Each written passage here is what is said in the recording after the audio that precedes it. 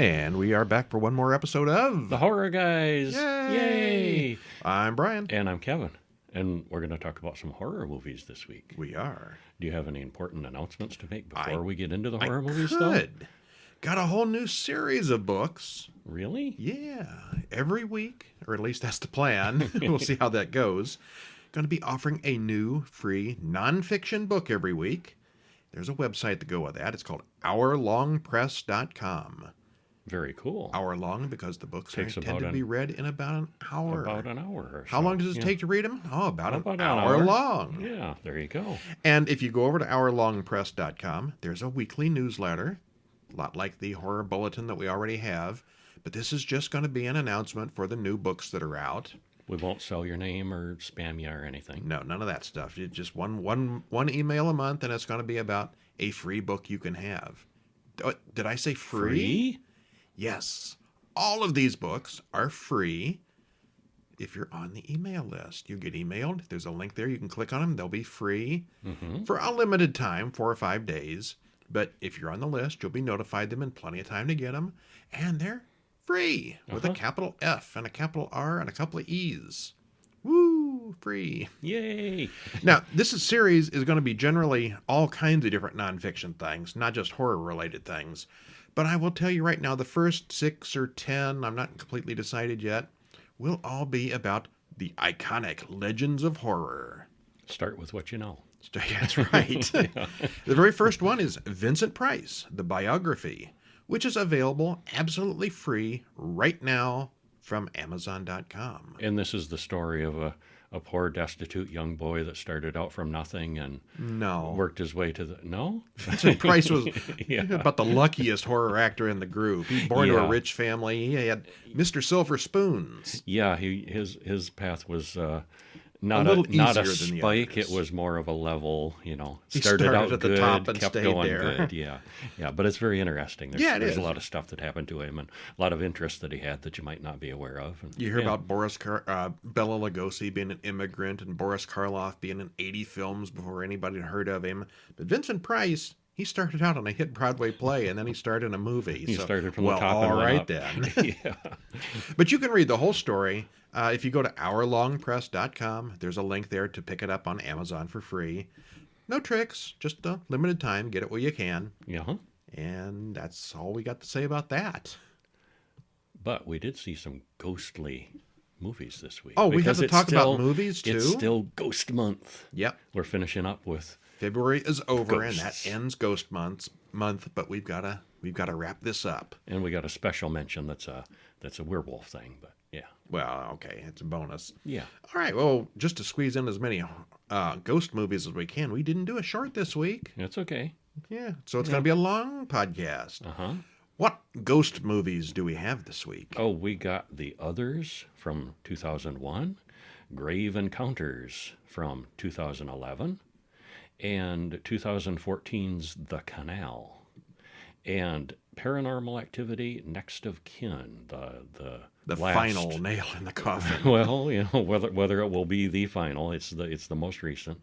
That was from 2021, and also a couple of bonus films that we're not going to fully discuss is Paranormal Activity: Tokyo Night, which was 2010, and that one is like a parallel. It's still in the same universe, but it's set in Tokyo.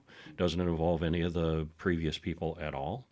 So it's a Japanese film in Japanese with subtitles. And it's Paranormal Activity in name. But that was a decent one. And also a science fiction-y kind of ghosts in the desert, not sure what's going on, found footage kind of film, The Objective from 2008. Yeah. And you also forgot to mention 1990's Ghost. Oh, right. Patrick Swayze would not approve of your skipping his movie. That's right. He probably also wouldn't approve of it being mentioned on a horror podcast, but we're going to go there anyway. And, Ghost, if you've seen it, it's not strictly horror. It's awfully romance heavy, but it's Ghost Month. It's ghosts, and there are a couple people being dragged off to hell, and there's some haunting images. And I thought about including Casper this month, but that was just a little beneath us. That's a little too, a little. All right, but we are going to start off with The Others from 2001, written and directed by Alejandro Amenabar, stars Nicole Kidman, Fionnuala Flanagan, Christopher Eccleston, and Alakina Mann. Hour and 44 minutes. It's a little bit of a long one. Mm-hmm. And there is a trailer in the show notes, as always. Alrighty. Well, spoiler free, what happens? Well, it's the story of a woman and her two little light-sensitive kids living in a huge mansion of a house that might be haunted. And then 3 servants show up who add to the strangeness, and it gets stranger as the movie progresses. And the mystery of what's going on builds nicely to a satisfying conclusion. Yeah. This is a good one. Yeah. And I know that this is a 23-year-old movie, yes. Don't spoil it. Because there's, this might be a new movie to people. All right. Well, we won't read all the way to the end. If you do want to read the spoilery synopsis, it's on the website. You can check out the full thing. But I feel strongly that it shouldn't be spoiled fully here. Because if you haven't seen it, see it cold. As cold as you can going in. Because, yeah. Okay, most of these movies this week are old, and we will spoil them to death. This one, we'll just go a little bit of the ways in and stop. Yeah. Less reading, anyhow. I feel strongly about that for this one. You want to read it? No, go ahead. Well, just start us out. Yeah. We start in 1945. It's a war movie. As Grace wakes up screaming. It's just after the war, the very tippy end of it. Is it after? I they're, think they're not exactly, at one point, the guy says he had to go back to the war. He has to go back to the war, yeah. Which could mean a number of things, but yeah.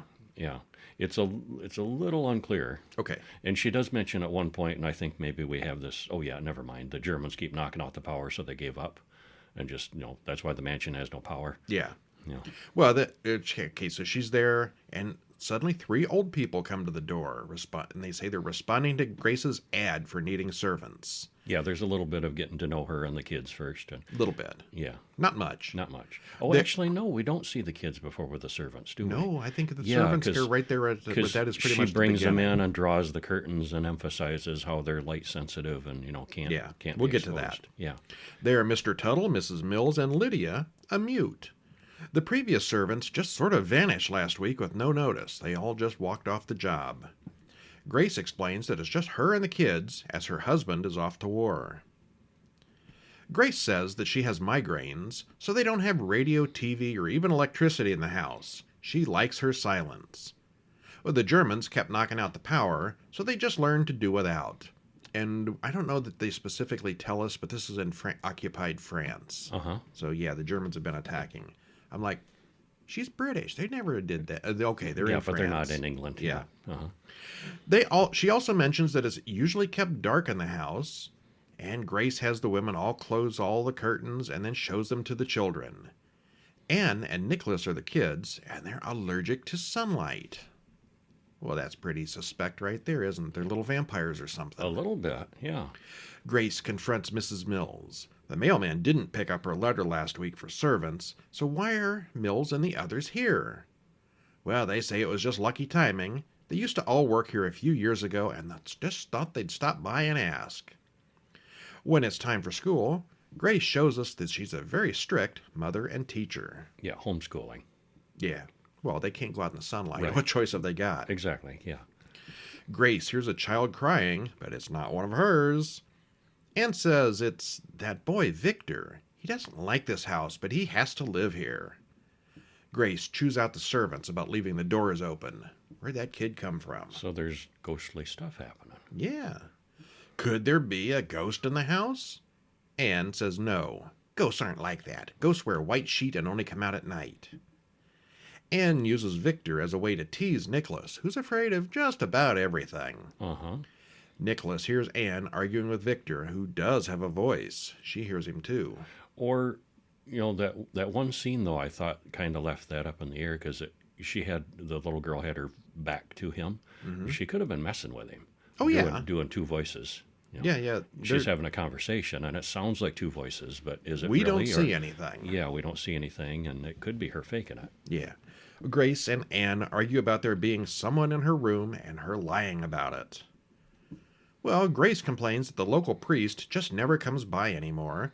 The fog outside makes her feel isolated from the rest of the world. She hears stomping upstairs, but knows where everybody is, so where's it coming from? Grace then goes into a bedroom upstairs where things are stored, and she gets a good scare. Mm-hmm. Now a believer, Grace gets the servants to search the house, and Anne draws a picture of the ghosts. A father, mother, boy, and old woman with smelly breath. Grace looks through old photo albums to see if those people used to live in the house, and she doesn't really find much. She does find an album full of photos of dead people. And the servant explains, those people were all propped up after they were dead. That's the only way to get good pictures. And that's a real really thing. Used to be a thing, yeah. And sometimes you'd see a photo, if you look close at old photos sometimes, where it's a couple and the kid doesn't look quite right. Yeah. Yeah, because they... Dead baby, and they wanted a picture. Yeah. Yeah, you can Google those, death albums or corpse albums or something like that. But it was a very common thing. Yeah. Well, Mrs. Mills talks about the family that used to live here and why they all had to leave. It was tuberculosis that cleared out the whole area, so they left to avoid it. Later, Grace hears the piano being played, but no one there knows how to play the thing. Grace and Mrs. Mills talk about believing in ghosts. All right, we should probably stop there. We probably should. There's a bunch of weirdness goes on in the house. Yeah. Uh-huh. All right, so anyway, we both saw it when it came out, but other than the ending, I'd forgotten most of the details. Mm-hmm.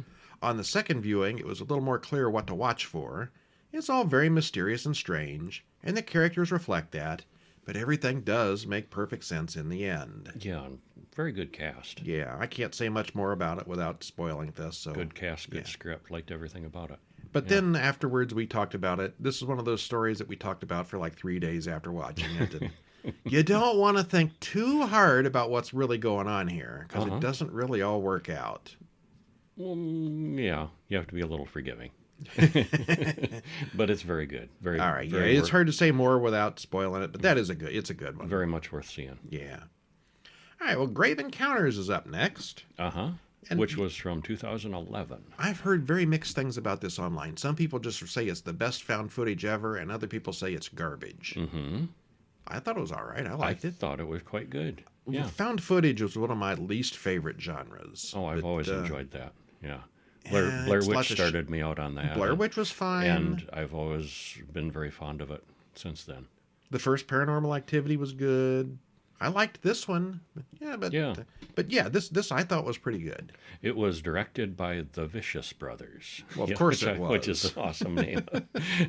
And Colin Minahan and Stuart Ortiz.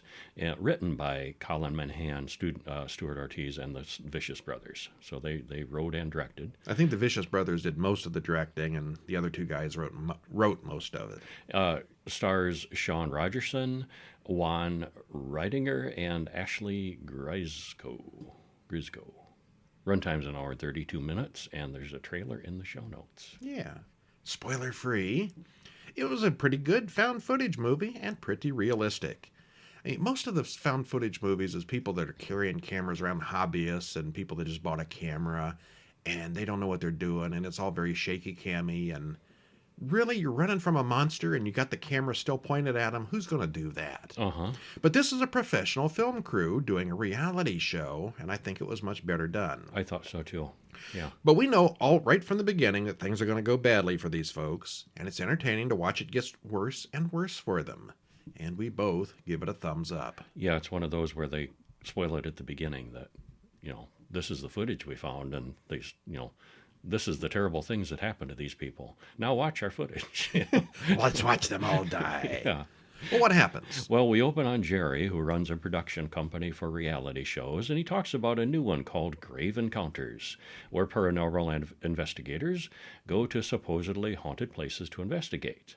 And we watch the show's opening, starring Lance Preston and his team of investigators. And it was all going great until episode 6. And then what we are about to see has been assembled from the crew's real footage, found after the fact, apparently. That doesn't sound good. Well, Lance comes out and introduces the Collingwood Psychiatric Hospital. He tells us about the many mentally ill patients and its closure in 1963. He interviews Morgan, a local historian who explains the history of the place. And it was cool because they this was them filming it, and it's like the raw, unedited footage. So they Cars have, drive around in the background, and yeah, he talks about, I'm not doing that again. yeah, and they talk. The local historian guy, before they're officially filming him, he's like, "Well, I don't know. Do I look at you or look at the camera, or Yeah.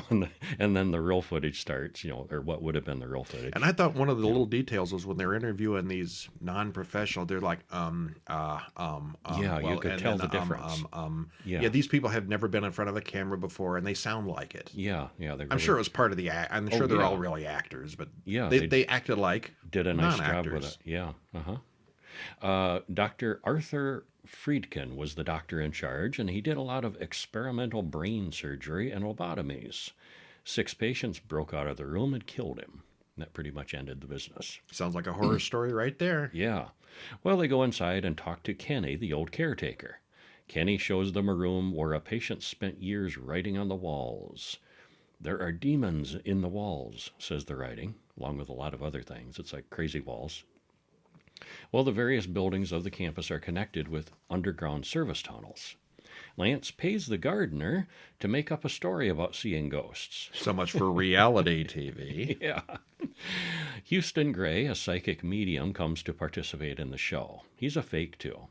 Technician Matt sets up night vision cameras in various places in the building. Night falls, and they have Kenny lock them all up inside for the night. What were they thinking that was a good idea? Well, the various characters walk around calling out for the ghost to appear, and nothing happens at first. So they laugh, give up, break for a late lunch break. Lance wants to do one more walkthrough and get some B-roll footage. TC runs into a door and a wheelchair that seems to move on their own. Could it be kids in the building with them?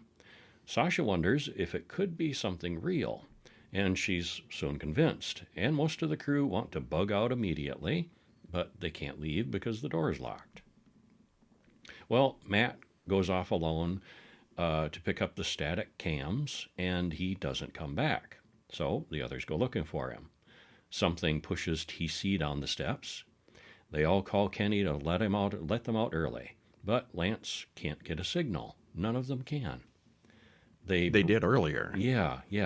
Well, they break down the front door to leave, and through the front door is another hallway, and outside the exit is another hallway. So dark forces are conspiring against them here. Lance mentions that it's still night outside, but it's 8:30 in the morning. Why hasn't the sun come up? Well, they all take a nap because now it's 8 p.m., and maybe not. Well, the food they all brought is rotten. This is not looking good. Like a whole lot of time has passed, or time is not working right. They all keep looking for a way out, but the building keeps changing like a maze. They eventually run into a girl dressed like a patient. She turns around and she's some kind of demonic ghost, which freaks everyone out. Houston gets separated from the others, and something invisible attacks him in the hallway. Lance, Sasha, and TC all wake up wearing patient ID bracelets. They're now part of the house. Yeah, and they do eventually find Matt, but he's very confused and wearing a patient gown, and kind of get the impression that a lot of time passed for him. And he's, kind of a little bonkers now. We can all leave as soon as we're better, he says. Apparently he's been a patient for a while now. Well, a ghost makes TC vanish in a tub of blood, which is a cool effect. That was a cool scene. He falls into the tub, they spill out the tub, and there's nothing left. Empty, yeah. Lance pries open an elevator door to climb down into the tunnels in the basement, thinking they can get to another building or something. Matt jumps to his death down the shaft. Lance and Sasha walk through the subterranean tunnels that connect the buildings. She starts vomiting blood, and she had complained about having a fever earlier. Well, they walk all day, and they never seem to get anywhere. Fog rolls in, and when it fades, Sasha is gone, leaving Lance alone in the dark tunnel. Well, Lance eats a rat. Raw. Yeah, and takes a nap. He eventually finds Dr. Friedkin's lab, where he used to do his surgeries, and we see that he did a lot more than lobotomies. The doctor's ghost lobotomizes Lance. Oh, happy ending then. Yeah. All right, well, the whole reality TV angle here is actually pretty good. Several of the people Lance interviews do the ums and the ahs and act like they've never been on camera before, which is more realistic than a lot of other found footage films. These people are supposed to be professionals shooting a TV show, but they all swear every other word. Now, I'm not the language police, but it seems unrealistic as it would just take a ton of editing and bleeping to make it appropriate for TV. Yeah, it's like, I mean, once the bad stuff starts happening, that makes sense. Then it's understandable. But early on, they're like, just talking about the place. Yeah, it just seems overly done. A lot of editing. They supposedly were in the asylum for many, many days, but everyone's batteries kept on going. They all had batteries in their cameras. Well, that's the thing. The time distortion, time dilation was inconsistent and weird. It was, some things seemed to be going faster and some did not. Yeah. Also, there's plenty of junk, old medical equipment and tables and things that they could have tried to pry open the bars on the windows, but they never made a serious attempt at that. I mean, at one point they did open the front door, and there's just more hallways beyond it, but they never tried the windows. Not very hard, no. Oh, well. Yeah. We did like it. It was good. It is a good one. Very creative for a found footage. Would recommend, yeah. Yeah. All right, so, hey, it's a book. Comic book. What's this about? This is one of your things. You're the comic guy. Graphic novel. This was called Lycan, Solomon's Odyssey, and it's a werewolf comic book, graphic novel. The thing is that this is where the first werewolf started. It takes place thousands of years ago when people were tribal and a little more primitive, and it was cool. I liked it. Want me to just read my review? Do the thing, yeah. Because I wrote up a review. Written by Dennis Robinson with artist Sal Donaire, colorist Ezequiel Dominguez, and letterer Joel Saavedra. And there's a chapter 1 and a chapter 2, two separate books. Each one is 76 pages, and there is a third book on the way. I think there's a Kickstarter, isn't there? Yeah, this month it's supposed to kick in. Did you link to it in the article? Yes, you did. Hiveheadstudios.com. Yeah. Yes. And if you go to their website, they have a little sample. They give you the first pages of the comic if you want to check it out. It's always good to get a sample of the comic because, sometimes you get one and they're just garbage. But this was pretty good. It was. Everything about it. The story, the art, consistently good. All right. Well, if you had written a review, what would it say? It would say, Hive Mind Studios has brought... Hivehead, yes. Because Hive Mind, that's probably somebody else. Hivehead Studios has brought a mighty fine werewolf graphic novel to life, Lycan, Solomon's Odyssey. And like we said, there are 2 books in the series so far, and the Kickstarter is due to start this month. So, have you ever wondered where werewolves came from and who the first one was? This story provides some of the answers. Basically, it starts out a long time ago in a far, far away in Saudi Arabia, what will be Saudi Arabia, a little over 10,000 years ago. When his village is threatened by a group of thugs who are killing and pillaging, Solomon must take extreme measures to protect the ones he loves. And after an arduous quest, he meets and makes a deal with a mysterious, powerful being. He's granted great strength, healing abilities, and speed, and everything is great at first. He uses his new abilities to help out his village and keep them safe and help people out when they get injured. And then there's a full moon. And he finds out the deal wasn't without some serious strings attached. So, what does an immortal, practically indestructible, cursed guy do from there? You got to read the books to find out. They are full of strange and dreadful things that Solomon encounters, brutal fights, and magical beings. Both book one and 2 have a nice balance of ending with a soft wrap up. Kind of still leaves you wanting for more, openings for more. If you read just one, you're okay? You would be satisfied that it wraps up enough, but you would think, oh yeah, but then what happens next? You don't have to, but at the end of part 2, you're not like, wait, it's going to be months before the third one. It's not that bad. Okay. Yeah. It's skillfully written, I think. Okay. Yeah. Every aspect of these graphic novels is on point, from the writing to the artwork and the lettering. I was thoroughly entertained, and I would recommend them. I was provided a digital copy for review. It's available in digital or hard copy, and you can check out the website to check out. They've also got like merchandise, stickers, and stuff like that too, and you can get the books, and I'd say check it out. Thumbs up from you. Yeah, All right. Yeah, it was a thumbs up. I didn't read it, but I skimmed through I looked at the pictures. Okay. Yeah, the art was good. I like that. Yeah. All right, which takes us to our next movie, The Canal, 2014, written and directed by Ivan Kavanagh. Stars Rupert Evans, Antonia Campbell-Hughes, Hannah Hoekstra, and Kelly Byrne. Hour and 32 minutes trailer in the show notes. And I'm going to tell you right now, I think this is the worst thing we watched last month. And I'm going to disagree. All right. Spoiler free.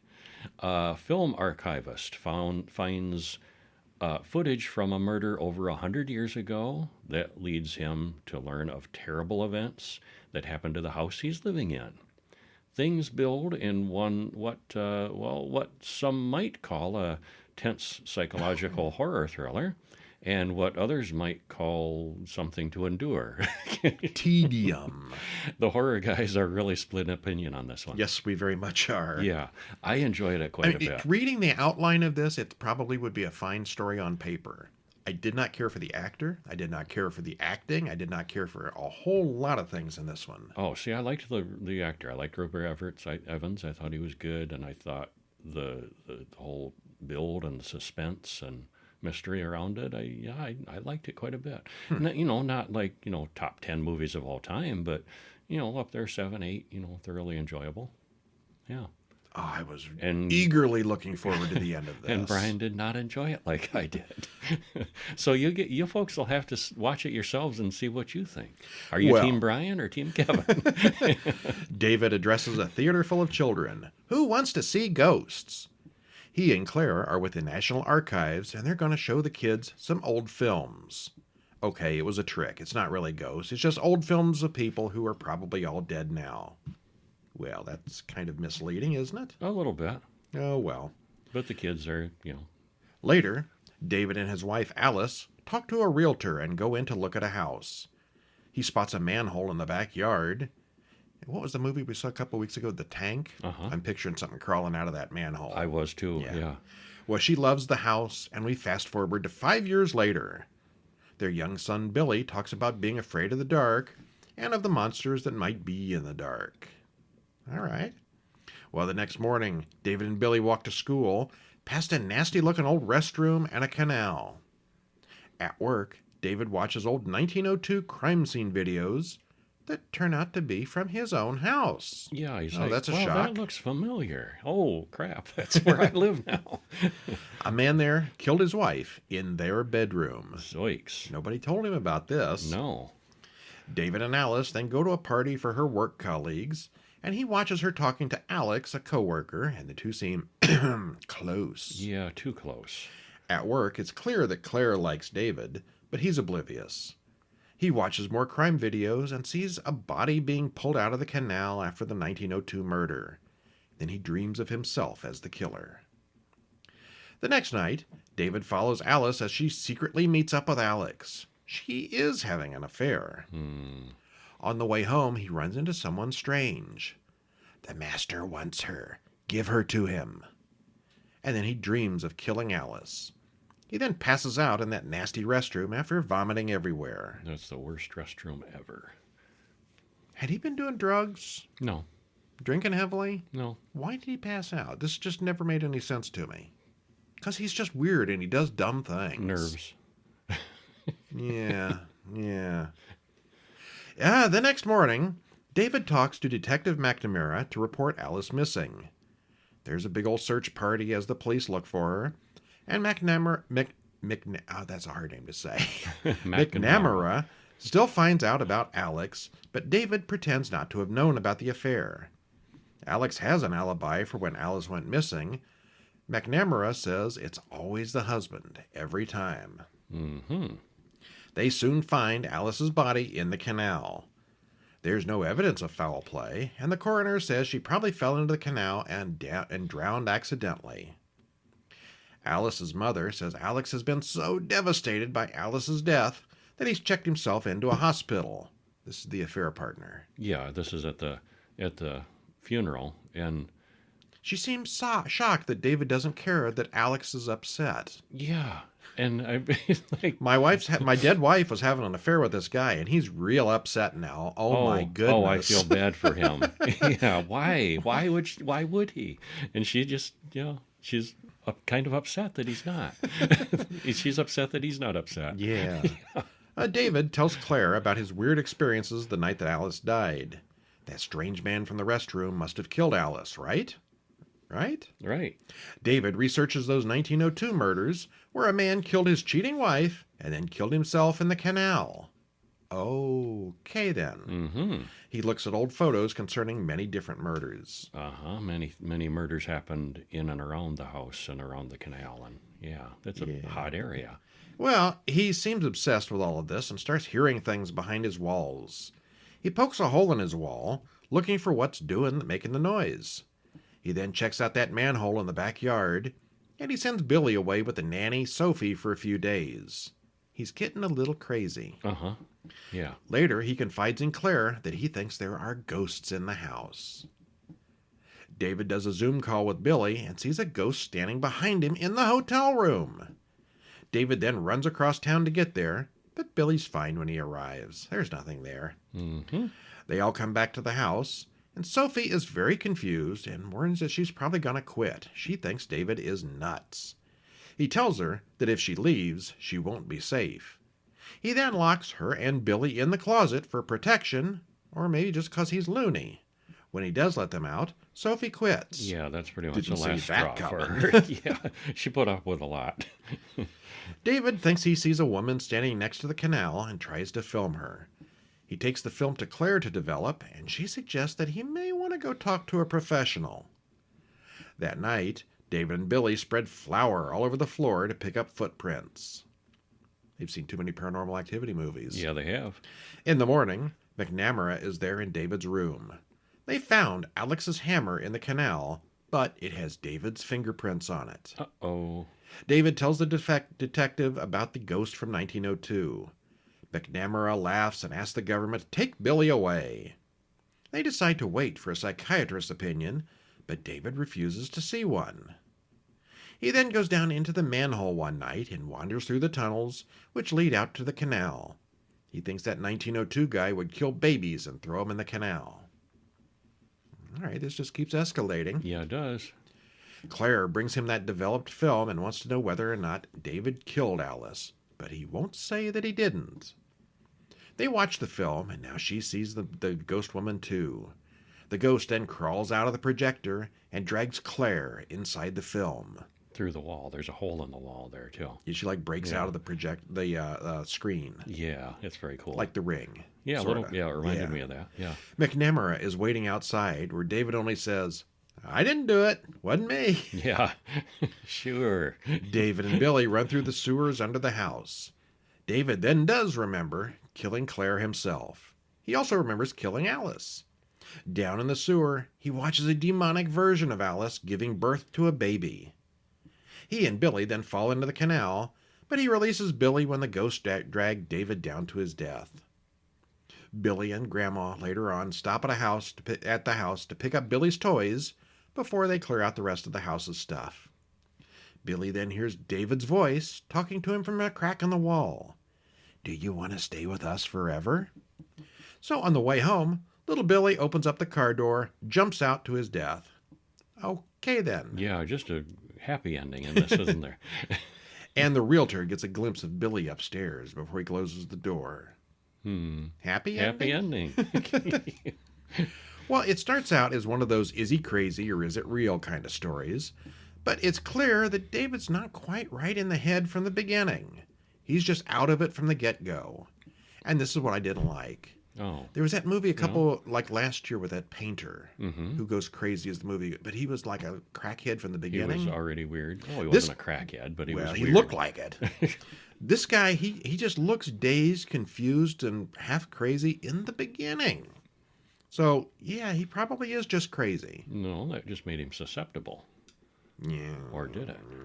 It's tedious, to say the least. Nuh-uh. It's all just David hallucinating things. Nuh-uh. There are some good visuals and a few creepy moments, But overall, it's just David probably imagining things. Nuh-uh. If there had been some reason to believe that the ghosts were real, this might have been better. But the film really goes out of its way to make David seem genuinely unhinged. Yeah, I think if there had been something in there that, like, oh, the ghosts are real, but they never show anything that makes us think those ghosts are real. they're only acting through him. Yeah, I believe that. Okay. The final 10 minutes were pretty good, but the rest of the film was a cliched slog. Nuh-uh. This may well go into my worst of the year. Well, this isn't this year's movie, but this is easily the worst thing I have seen this calendar year. Huh. Okay. I liked it. Okay. I liked it. You should all go see it. Tedious. Nuh-uh. Paranormal Activity, Next of Kin from 2021.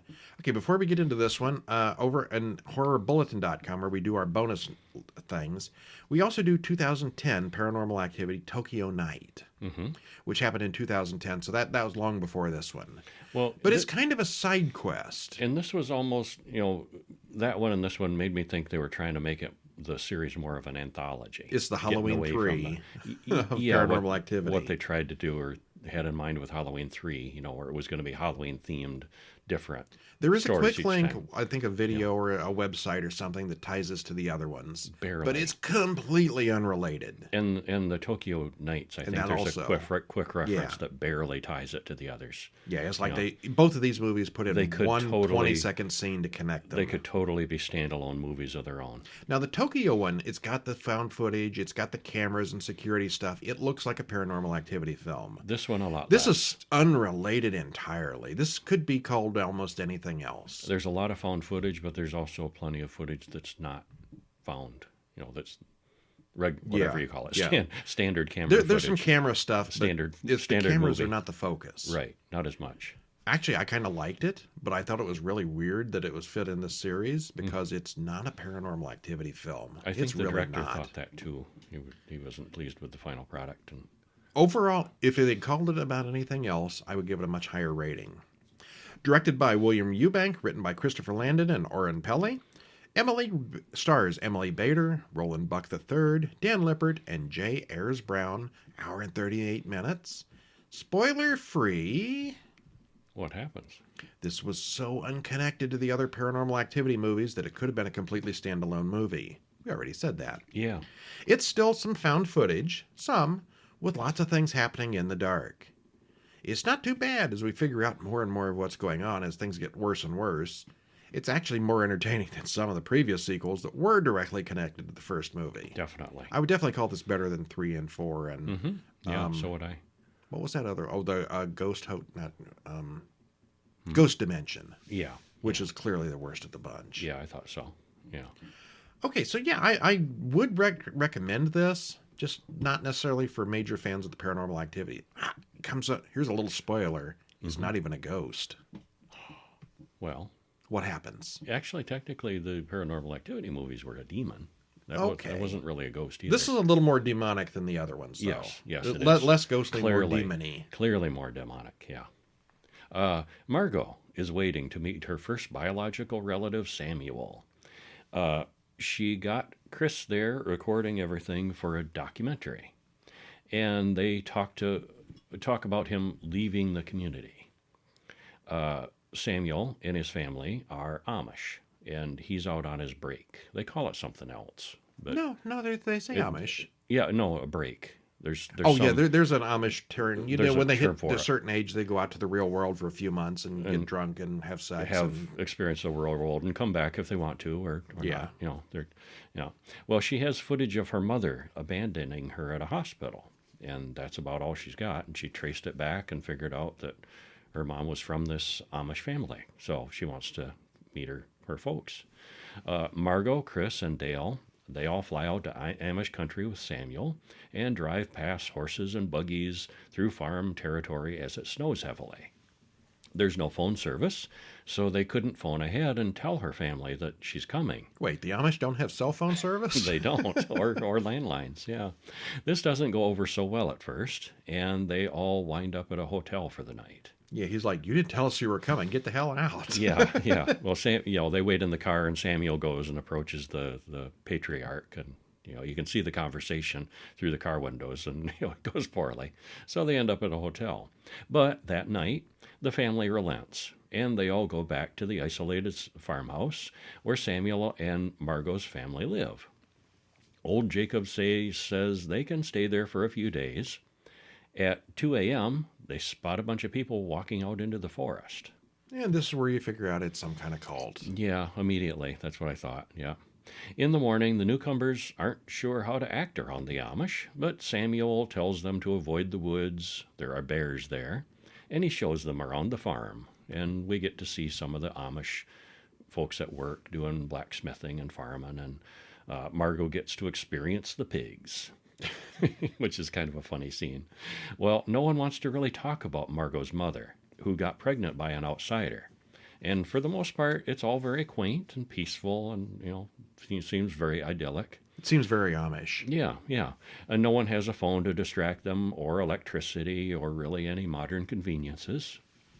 Well, Chris goes out at night to run the generator, which they use to recharge their batteries and lights and computers and all the stuff they brought with them. He runs into a little boy sleepwalking. He's barefoot out in his night clothes. And it's snowing freezing and cold. Yeah. Well, the next day, Dale gets an Amish haircut and a haircut and an outfit. In Rome. Trying to fit in, yeah. At night, Margot hears someone stomping around up in the attic. And it is mentioned that was her mother's room, and they don't use it for anything anymore. So she goes up to investigate and looks around, finds a can containing some letters from her mother. And she also finds a teeny little door with a secret room on the other side. So she goes exploring in there. When she comes out, she hides under the bed, and someone sits on it. But there doesn't seem to be anyone really there. When you're a guest in someone's house, it's generally considered rude to go through their secret rooms and closets, digging through their boxes. Generally, yeah. Yeah, not in a horror movie. It seems like they always do that. Well, I think she feels entitled because it was her mother's room formerly, and they're not using it. So... this house that we're sitting in used to belong to somebody else, but if they came over here and started digging through my closet, I wouldn't be too happy. Yeah, probably not. Yeah. Well, Margot tells Chris and Dale what she experienced the next day. They interview Jacob about Sarah, Margot's mother. Well, she grew up and became darker, and then she got pregnant by a boy in town. Eventually, Sarah just left the group. Margot shows him a letter she found, and he explains everything. Well, Dale sets up a drone and sees a cool-looking church way out in the woods that they decide they want to explore. And it says, "This far, no further," on the door in German. We Googled it. We looked up the translation. Well, they decide, let's go in, and they start to pick the lock, and Jacob shows up and tells them, no, you can't go in there. Well, that night, they go snooping around the barn and watch the man cut a two-headed sheep from its mother. "It's starting to spread," an old woman says to Jacob. Oh, that's not good. Yeah, something's up here. Well, Margot has many questions for Samuel in the morning, and he kind of is regretting bringing her there. She's being too inquisitive. Margot decides the Amish are hiding something. Margot and Chris do go ahead and pick the lock on the church and go inside. They find a shrine to Asmodeus inside. It's not a Christian church. It's a satanic demon worshipping. But Amish? Yeah, something's wrong here. Yeah. On the floor is written, "The young and the weak will suffer first, lest sacrifices be made," and other cheerful things. Yeah. They then find a trap door and check that out. There seems to be a bottomless well underneath. And there's also a harness, pulley, and chain where they've been lowering sacrifices into this hole. So, of course, Margot wants to go down. Right. Yeah. Great idea. Well, she does find a room at the bottom. For all she knows, it's just a well. Yeah. Or, there's a monster down there that they've been feeding cows to. She hears some weird noises, but then Chris brings her back up. Margot goes into Jacob's room and finds a whole computer set up there in his little alcove. Okay, now here's something I was. Where did they get the electricity or the internet cable or whatever? They didn't explain that. Yeah. Yeah, because the house is there's no power lines. There's no nothing. I mean, it could be satellite internet or something, but they still got a power. That's a lot of machines that he had there. Yeah. Well, it's full of information about her on the computer and Of stuff. course, he didn't log off after doing his web surfing. Yeah, She comes to the conclusion that Samuel left the community specifically to lure her here. She wants to leave, but the battery on the van is dead, so they're stuck. That night, Margot wakes up in the middle of the night to hear stomping coming from the room above again. Dale and Chris won't wake up. Something grabs her from behind. Well, in the morning, Margot is in a daze and she's covered in blood. Jacob just says, oh, it's an unusually severe menstrual cycle. Chris and Dale flag down a mail truck for a ride into town. And they strike up conversation, where you been, where you going, and so forth. And the mail guy says, well, Jacob's group aren't Amish. Everybody knows that. Why would they be pretending to be Amish? And Margot was out of it, so she didn't tell them about all the electronics and stuff that she found in Jacob's room. They don't know this yet. At the car parts store, they look up Asmodeus and come to the conclusion that Jacob's group are devil worshippers, or at least worshiping a demon. And the demon is trapped inside women's bodies, according to the description. Well, when the two men return to the farm, Margot's nowhere to be found. They hear the church bell ringing, run through the woods to get there. And they hear Margot down in the hole screaming. Jacob tells them her body is the only thing that can hold the demon. If you set it free, it'll kill every one of us. And they don't listen to him. They smack him and knock him down into the pit. Uh-oh. Yeah. Chris uses the winch to go down himself. And Chris finds an old woman doing some kind of ritual over Margot. Some kind of monster gets the old woman and chases them through the tunnels.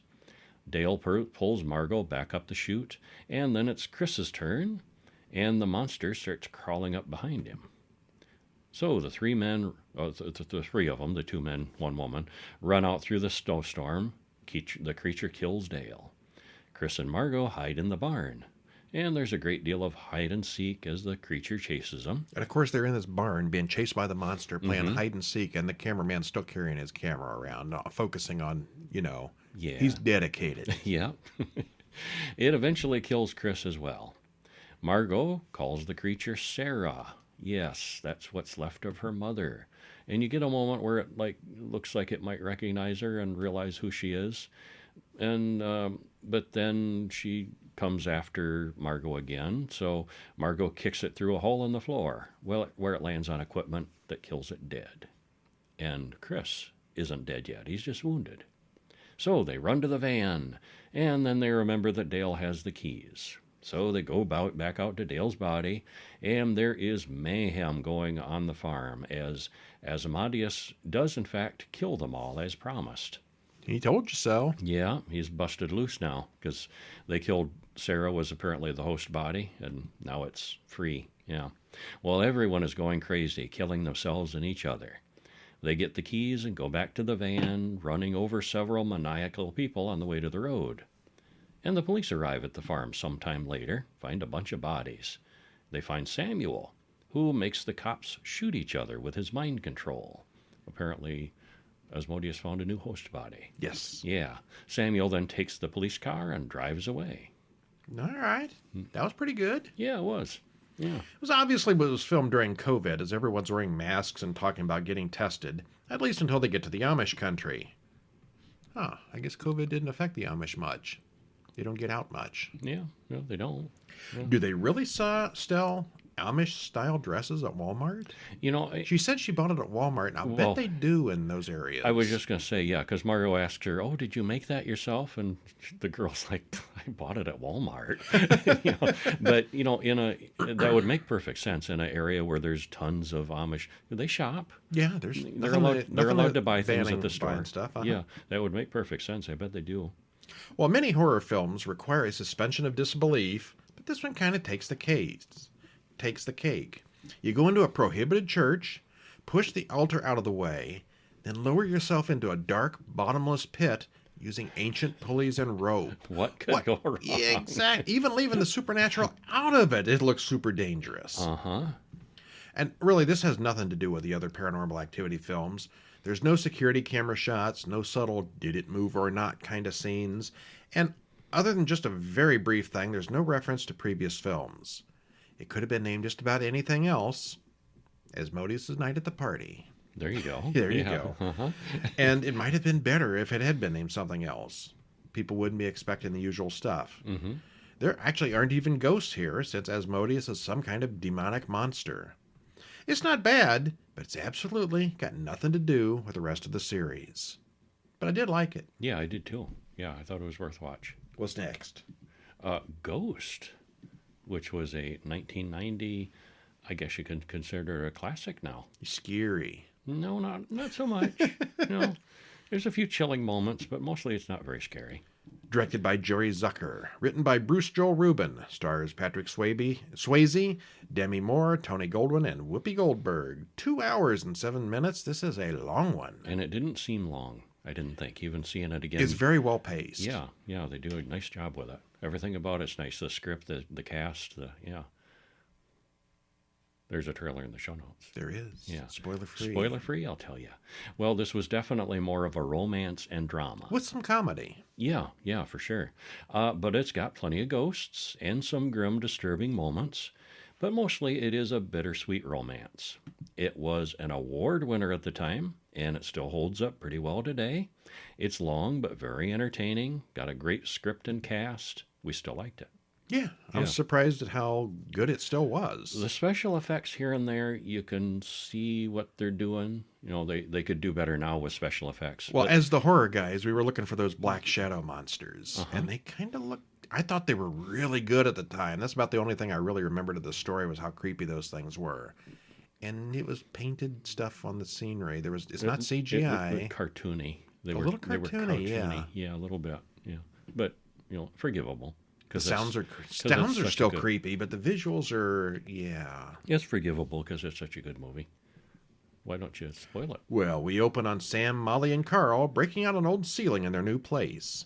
There's a huge room beyond a wall with a bunch of old stuff, and they act like they didn't know that room was there. This is not a haunted house. This isn't a skyscraper. Well, I think they suspected, but they were delightfully surprised. Who walls over a room in their skyscraper house? I Real don't estate know. costs a fortune in those places. Who would have done that? Because that's a lot of space back there. Well, anyway, they're remodeling and revamping the whole place. Later, Carl and Sam walk through the city and talk about business. They prank a bunch of people in the elevator by pretending to be sick and contagious. Would have been a good COVID time. Yeah, good COVID joke. Uh-huh. There's some last-minute rush with some financial transfers when Carl needs Sam's password for something. Mm-hmm. And then Sam goes into a meeting at the bank where he works. So they're bankers. Some time has passed, and Sam and Molly have almost finished redecorating their apartment. Sam says things are going really well. He doesn't want to lose it all. Every time he gets happy with something, he screws it up. Mm-hmm. Later that night, Molly does some pottery, and she's kind of messy. Seeing how messy she is, Sam helps, but very little pottery happens. And they get messy. Might be a little understatement They there. get messy together, if you know what I mean. Yeah, you've seen, even if you haven't seen the movie, you've seen that You scene. might have seen that iconic scene, yeah. The next morning, Sam finds a glitch in the computer and mentions it to Carl. There's too much money in these accounts, he says. That night, Sam and Molly go to the theater.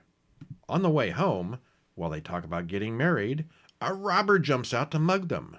Sam tries to fight, and the mugger shoots him. Except he's standing right there next to Molly and his own corpse. Oh, Sam is now a ghost. Whoop. That escalated quickly. Yeah. Well, Sam freaks out when he figures out he can't touch anything. A bright light appears above him, but he's not ready to go in. The ambulance comes for Sam, but there's nothing they can do. We see him following Molly around, not knowing what to do with himself. An old man at the hospital comes over and asks him if he's new at this. He's a ghost, too. The old man is there waiting for his wife to die, and we see the bright light come for another dying man. It could have been one of the other ones, the old man warns. Then he vanishes. Okay, so there are rules, apparently. Yeah, and it's clever how they They sneak explain all those this in without actually just telling us a bunch without, of stuff. yeah, Yeah. without making it tedious. I Yeah. think that's maybe the best part of this, how you learn how the rules are and what things are all about. Uh-huh. You learn it with Sam. You're not just told a bunch of crap. Yeah. Some time passes, and Sam attends his own funeral. Carl is there to confront Molly. Comfort Molly. Comfort. Yes. Yeah, comfort. Yeah. Well, they're just good friends. Molly says she can still feel Sam. She has no idea that he really is there, but the cat senses him. Sam is in the apartment when the killer comes inside, looking for something. Sam tries, but can't touch the guy, much less stop him. However, he does use the cat to startle him and make it jump at the guy, who flees before Molly notices him in there.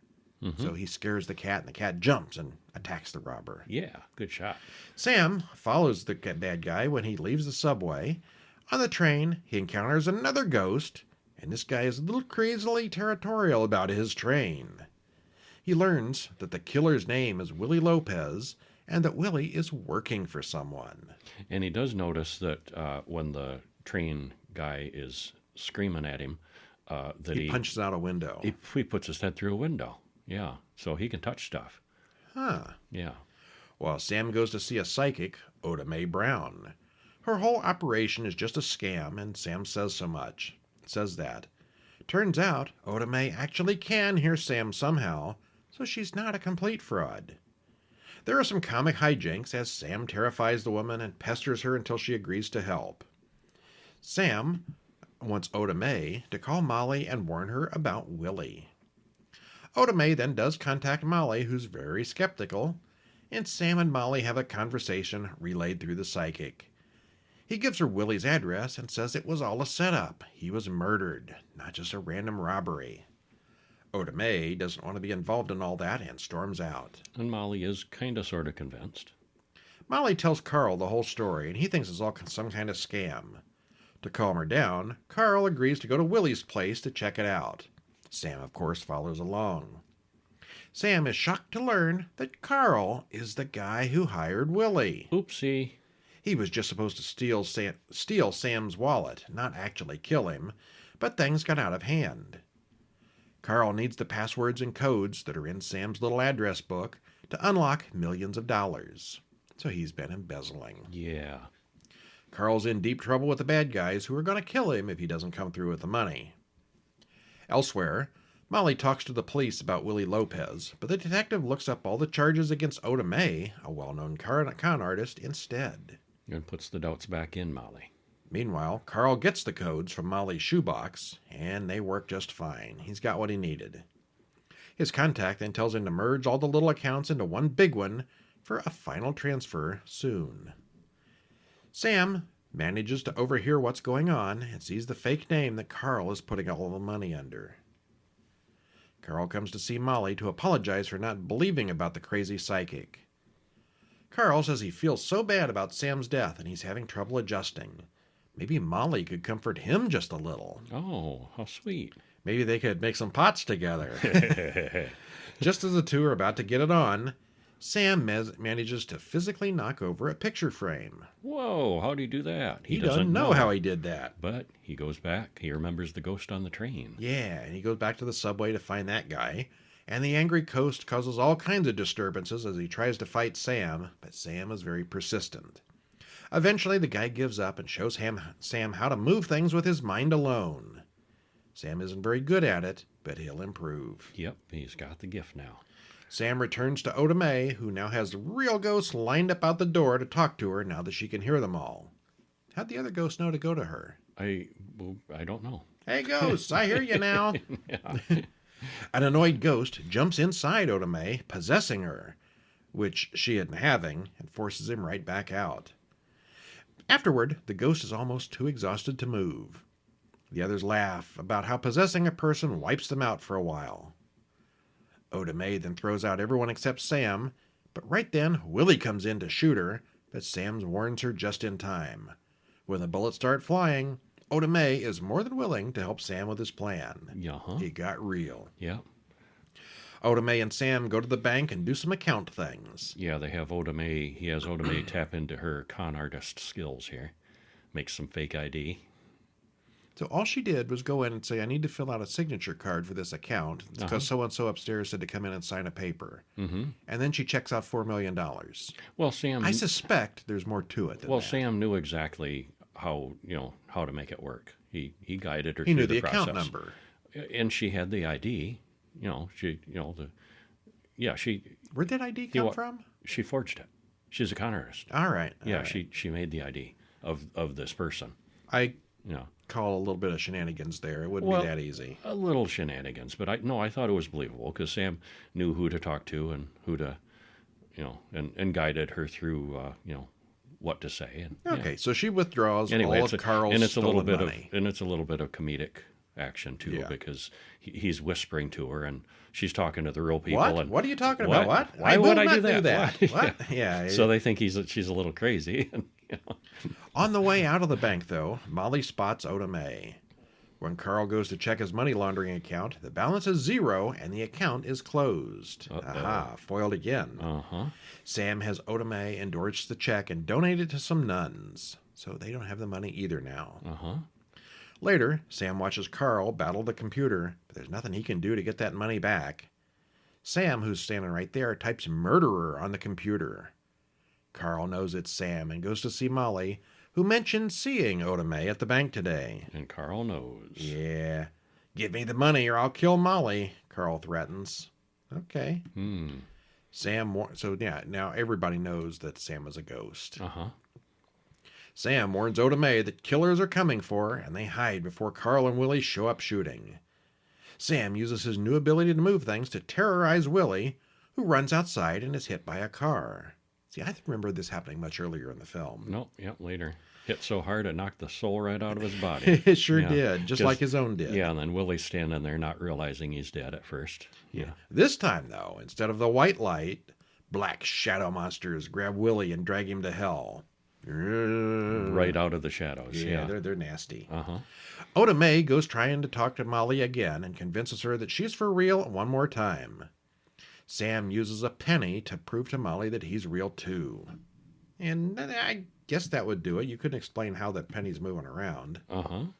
Molly calls the police and they wait.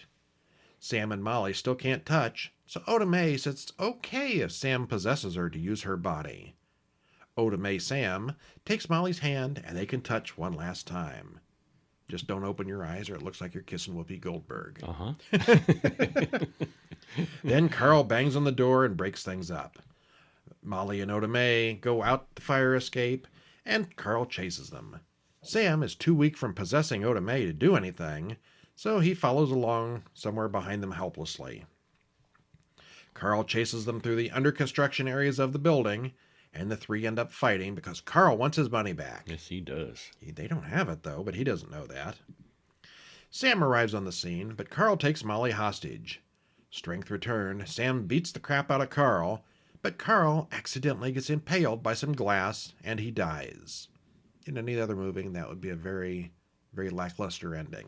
No, not here. Carl's spirit rises up like we've seen before, and he looks at Sam, who knows what's coming. The moaning shadows come from Carl, and it's not pretty. Then, for some reason now, Molly can now hear Sam and see him too. The white light reappears for Sam, and his business is clearly done. Molly and Oda Mae both watch as he says goodbye and vanishes into the light. All right. To the swelling strains of the theme song. Yeah. I mean, that theme song, Unchained Melody, it was written like in the 70s, and people had pretty much forgotten about it. You just brought it back. And it was a big hit after this, yes. And it's still a big song, probably but mostly more because of this movie than whatever it was at the time. Yeah. Calling it a horror film is definitely a stretch, but it really is a ghost story. And those black shadow things are totally nightmare-worthy, so we'll let it into the club this time. Sure. It's really smart in how it shows us the rules for being a ghost without a lot of talking. Works it in smoothly. It's a lot of long movie, but it's all very well paced. It doesn't slow down. It never really gets boring at all. The acting is great all around, and as mentioned, it does have a very memorable soundtrack. The special effects are a bit tame by today's standards, but they're minimal enough not to detract from the story. Yeah, really, you got the white light in the sky and you got the black monsters, and that's really only special effects. Oh, he passes through doors and people. Okay, and well, stuff those too. are good. Yeah. Those are fine, yeah. Yeah. It was nominated for Best Picture, Best Film Editing, and Best Music. Turned out it did win for Best Actress in a Supporting Role for Whoopi Goldberg, and it also won the Best Writing for Screenplay for Bruce Joel Rubin, the writer. So, yeah, it won a lot of awards at the time, too. Yeah, again, it's not a scary movie, but we liked it. Yeah, very good. Yeah, and that's it for this week. If you stop in over at our newsletter at horrorbulletin.com, you can read about the Japanese version of Paranormal Activity, Tokyo Night from 2010. A brother and a sister do battle with a ghost, just like the other movies. And also The Objective, one from 2008, about weird... Are they nanites? I don't remember. Weird ghost, genie kind of Genie. spirits in the desert. Well, yeah, this was the genie one, yes. They go to the Arabian desert and soldier guys. Is this the one where they wear the down. where the bones is a frame? No, that's a different one. So many desert movies all kind of run together for me. Yeah, as you can tell, it's not one of my favorites. It was just okay. Yeah, it wasn't great. Okay. Yeah. 2008's The Objective over at horrorbulletin.com. And of course, as we said earlier, if you go to our newest website, hourlongpress.com, you can pick up Vincent Price, the biography, absolutely for free if you do it in the next few days. Also, if you don't get it in the next few days, if you're a member of Kindle Unlimited, it's still free. Nice. Otherwise, it's good. quite inexpensive in paperback or ebook. All right, and be sure while you're at the hourlongpress.com, you see I'm kind of pushing that one this week. I see that. You can sign up for that weekly email list where each week you will get a free ebook in your mailbox. No tricks involved. It's just free books every week. Hot diggity. Woohoo! And that's it for this week. I'm Brian. And I'm Kevin. And next week we will be off of Horror Month and we'll get back to some regular stuff. Ghost Month. Off of Ghost Month. What did I just say? Off of Horror Month. Every month is Horror Every Month. month is Horror Month, yeah. Yeah, I think next week we have a whole bunch of indie films to talk about. Nice. Which will be kind of cool. We haven't done much of those this month. Uh-huh. I'm Brian. And I'm Kevin. We'll see you next week. See ya.